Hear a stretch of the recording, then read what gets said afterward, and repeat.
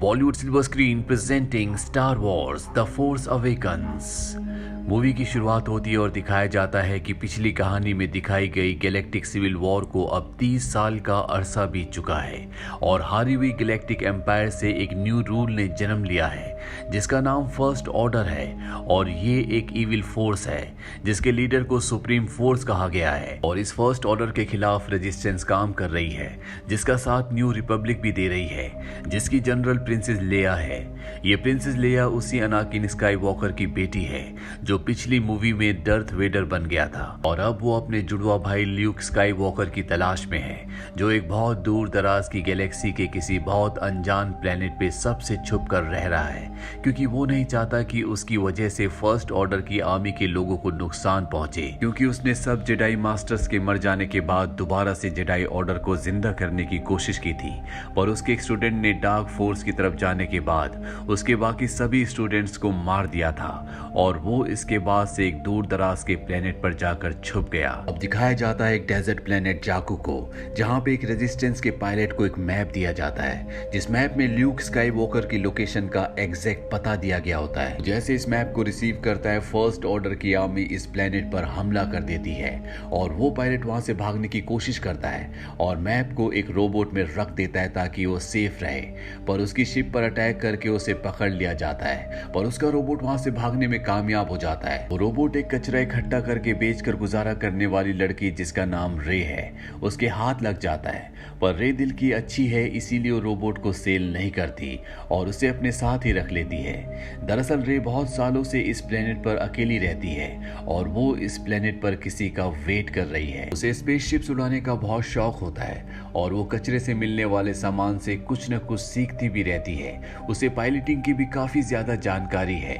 वहीं दूसरी तरफ उस पायलट को टॉर्चर करते हुए दिखाया जाता है और वो टॉर्चर एक ब्लैक कॉस्ट्यूम और मास्क लगाया हुआ शख्स कर रहा होता है। ये फर्स्ट ऑर्डर के सुप्रीम फोर्स के ऑर्डर मानता है और उसी को अपना लीडर भी कहता है और कहानी में आगे चलकर बताया जाता है कि ये प्रिंसेस लेया और उसके हस्बैंड हैन का बेटा है पर ये भी अपने ग्रैंडफादर डर्थ वेडर की तरह डार्क फोर्स की तरफ चला गया है। इसका नाम होता है कायलो।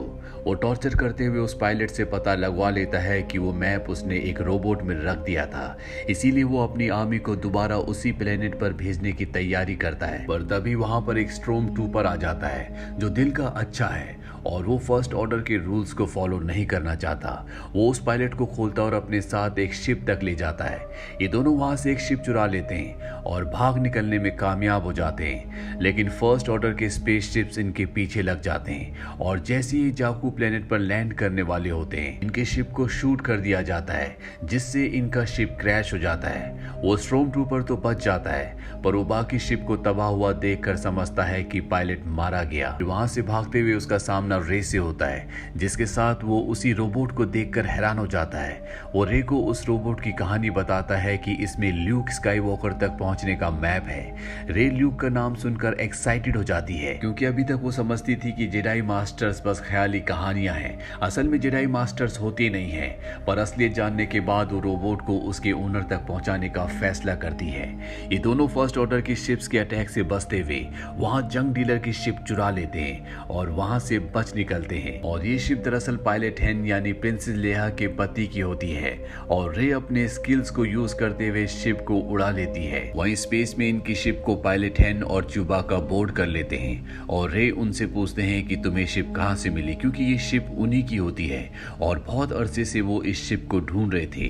रे पायलट हैन को देखकर बहुत खुश होती है क्योंकि वो उनकी पायलटिंग स्किल से बहुत इम्प्रेस है और बचपन से उनकी स्टोरी सुनती आ रही है। अब यहाँ 2 गैंग्स पहुंच जाते हैं जिनका कुछ सामान पायलट हैन ने देना होता है और यहाँ इन सब में फाइट शुरू हो जाती है और पायलट हैन, च्यूबाका, एक स्टॉर्म ट्रूपर और रे उस रोबोट के साथ इस शिप में बैठकर यहाँ से भाग निकलते हैं। वहीं दूसरी तरफ फर्स्ट ऑर्डर के स्टार किलर बेस को दिखाया जाता है जो कि एक प्लेनेट है जिसे सुपर वेपन में कन्वर्ट कर दिया गया है और सुप्रीम फोर्स इसी वेपन को टेस्ट करना चाहती है। वो अपने जनरल को उसे न्यू रिपब्लिक पर अटैक करने के लिए कहते हैं। अब इन्हें पायलट हैन और रे के पास रोबोट होने की खबर भी मिल जाती है।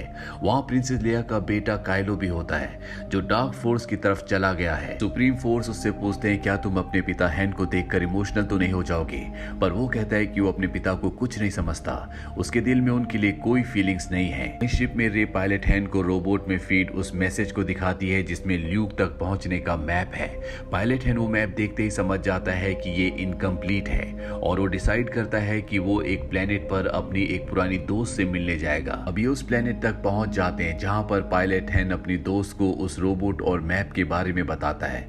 वहीं रे को फोर्स एक बंद बॉक्स तक खींच के ले आती है और जब वो उसे खोलती है तो उसमें ल्यूक और उसके पिता डर्थ वेडर का लाइट सेबर होता है। वो उसे टच करती है तो उसे बहुत सी डिस्टर्बिंग विजन्स नजर आते हैं। तभी यहाँ पर हैन की वो दोस्त जिससे मिलने के लिए वो इस प्लेनेट तक आए हैं वो पहुंच जाती है और वो उसे लाइट सेबर के बारे में बताती है और कहती है कि लाइट सेबर अब तुम्हारा होना चाहिए, पर वो बहुत डिस्टर्ब होती है और उसे लेने से इनकार कर देती है और जंगल की तरफ भाग जाती है। हैन की वो दोस्त लाइट सेबर को एक्सट्रोम ट्रूपर को दे देती है और कहती है कि इसे संभाल कर रखे।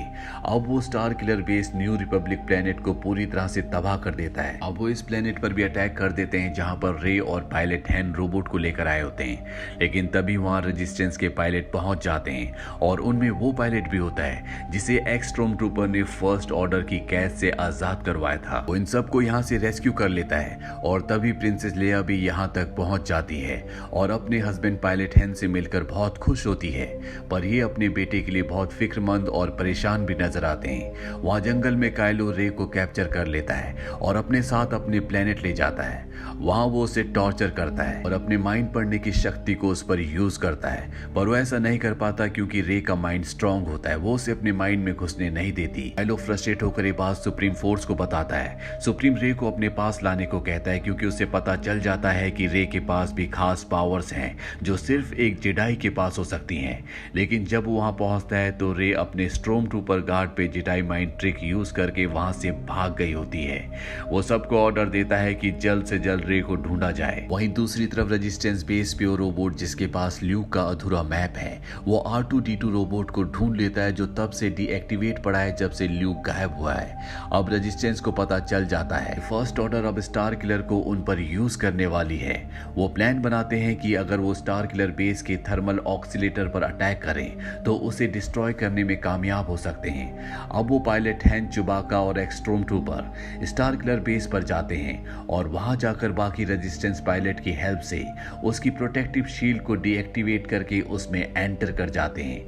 वहां रे को भी वो ढूंढ लेते हैं और एक्सप्लोसिव भी लगा देते हैं। अब पायलट हैन अपने बेटे काइलो के पास जाते हैं और उसे अपने साथ चलने और डार्क फोर्स छोड़ने के लिए कहते हैं। काइलो अपना मास्क उतारकर उनकी बात पहले तो मान जाता है, पर अचानक ही वो अपनी लाइट सेबर को ऑन करके उनके पेट के आर पार कर देता है।